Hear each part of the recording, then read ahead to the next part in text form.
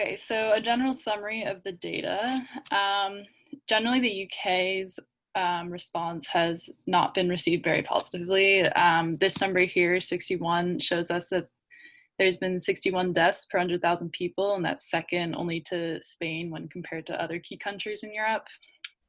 Their general trend, though, does look a bit more promising, though there is a bit of spike in the new confirmed cases in the last month or so. However, the key number here is the number of cumulative deaths, and this is the one that people cite most often in measuring the efficacy of their response, in which they're fifth in the world for total cumulative deaths. So I think it's important to understand what state the country was in before COVID. I think that was a big part of why they haven't done so well. They were already under a bit of economic strain, and the government was already in a bit of disarray because of Brexit, which since 2016 has been another long, prolonged, indefinite process.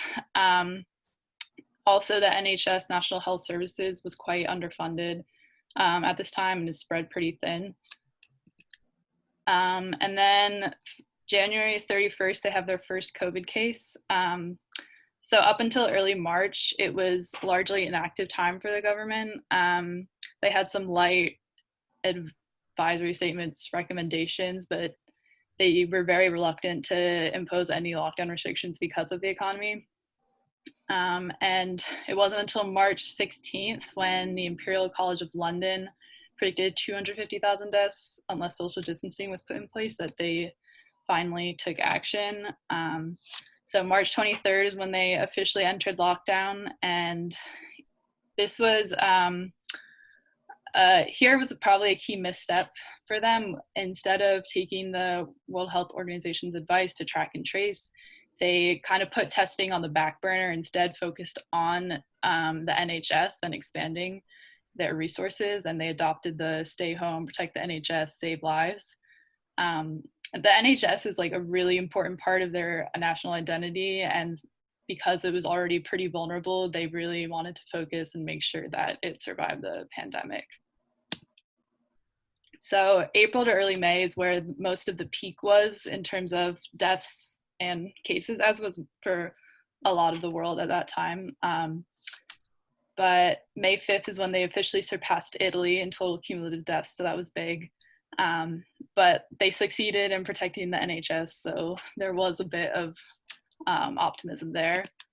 But yeah, so at this time, it seems like they had gotten through the worst of the peak, though in focusing so much of their attention to the NHS and the hospitals, they kind of neglected the elderly patients in the care homes. And so as we can see, those deaths started rising, even though the hospital deaths started falling. So after kind of overcoming that peak, their main priority was on economic recovery. So they adopted a new motto: stay alert, control the virus, save lives. They started easing lockdown restrictions, opening things up a bit more. And these decisions were met with a lot of criticism. A lot of people thought it was too early, but especially among the other four nations, so Scotland, Wales, and Northern Ireland. And that kind of created a lot of tension, and Scotland already has an independence movement that's been brewing for a bit, so that kind of added more fuel to that fire. But during this time, it does seem that confirmed cases are going down, but more importantly, confirmed deaths have also gone down per day.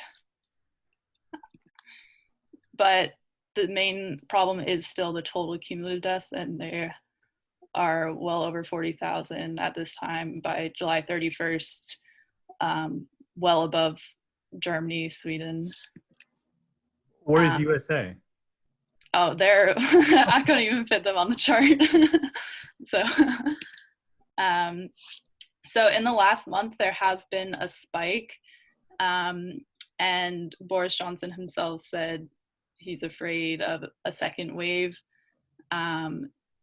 Though So there's been a spike in total confirmed or daily confirmed cases. However, the daily confirmed deaths have not spiked, but this could be because of more testing, or they changed their death count methodology, and that actually dropped 5,000 when they did that. But August 31st was their most recent spike, and it hasn't been that in new cases per day, and it hasn't been that high since May 31st.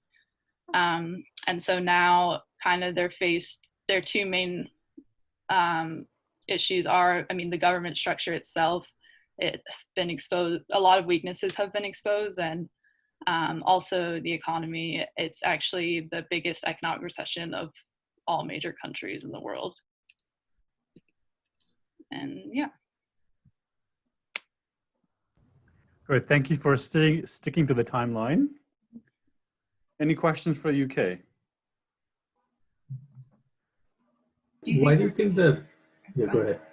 I was just going to ask a quick question. Do you think there was any change in the government's response or just their attitude towards COVID after Boris Johnson was hospitalized with it? There was, so a lot of the attention was focused on him when he was hospitalized, and instead of actually responding to COVID. But so he caught it kind of early April, so that's when he was hospitalized. So that was kind of before the big peak. So things weren't as serious then. But it did definitely wake people up for sure. And he wasn't the only key official to have gotten it. Their like health secretary also got it. So yeah, he wasn't the only one.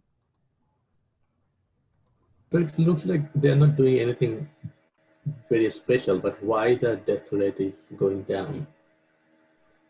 So a lot of people think that it is because of not necessarily better strategy, but just more testing.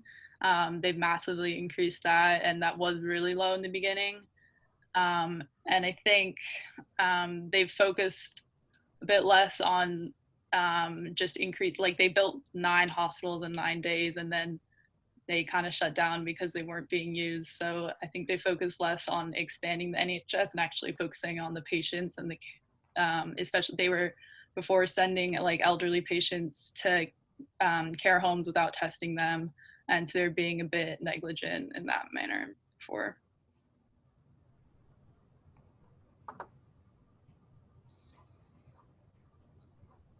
If there are no other questions, let's thank Melissa, and let's have the final presentation by Italy.